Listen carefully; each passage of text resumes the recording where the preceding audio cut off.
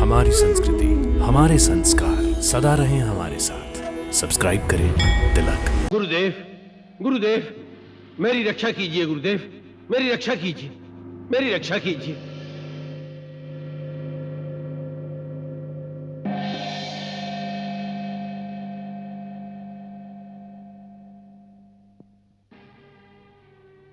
एक मानव स्वर्ग पर अधिकार करके इंद्र का पद ग्रहण करना चाहता है। उससे युद्ध करने के लिए मैंने देवताओं की सेना तैयार करवा ली है। आप हमें विजय का आशीर्वाद दीजिए।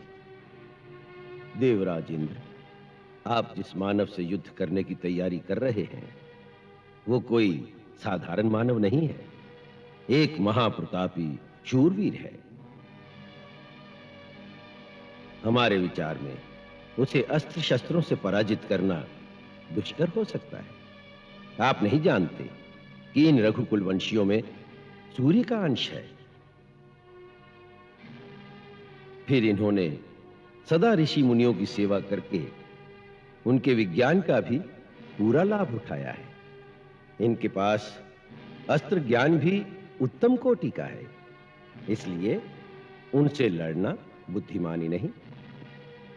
फिर युद्ध से नहीं, उसे बुद्धि से हराया जाए तो अच्छा हो।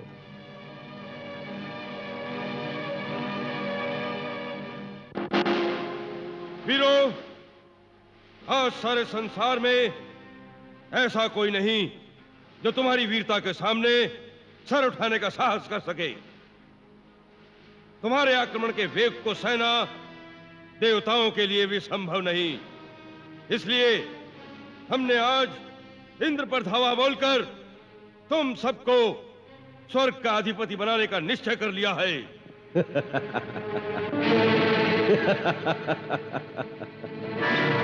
मानधाता, मानव को इतना अभिमान शोभा नहीं देता। इंद्र, यह अभिमान की बात नहीं, यह एक वीर के अधिकार की बात है। आज हमारी वीरता के सन्मुख संसार के सभी राजा नतमस्तक हो गए हैं। हमसे युद्ध करने वाला कोई नहीं रहा। इसलिए अपनी वीरता का प्रदर्शन करने के लिए हमें अधिकार है कि अब धरती से आगे निकलकर हम स्वर्ग पर अपनी विजय पताका फहराएं। इसलिए हम तुमसे युद्ध की मांग करते हैं।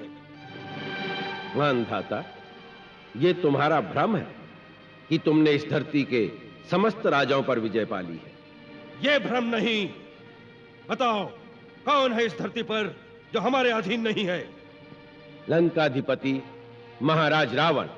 रावण से हम युद्ध कर चुके हैं। 7 दिन के भयंकर युद्ध के पश्चात भी हम उसे इसलिए नहीं मार सके क्योंकि उसे ब्रह्मा का वरदान था और स्वयं ब्रह्मा जी ने आकर हमें युद्ध बंद करने का आदेश दिया था। सो रावण को तुम अपराजित मत समझो। और कोई है इस धरती पर? हाँ है। कौन? लवणासुर। लवणासुर कौन? रावण की बहन कुंभीनसी और मधु दैत्य का पुत्र राक्षस राज लवणासुर, जो मधुरा में राज्य करता है। लवणासुर? सेनापति, क्या लवणासुर अभी बाकी है? जी अन्नदाता, लवणासुर अभी तक बाकी है। तो ठीक है, हम आज इंद्र की जगह लवणासुर पर चढ़ाई करते हैं। परंतु देवराज इंद्र, याद रखना, लवणासुर को समाप्त करने के पश्चात मैं तुम्हें नहीं छोड़ूंगा। अपनी तैयारी करके रखना। तुम्हारा ये अभिमान ही तुम्हें ले डूबेगा मानव।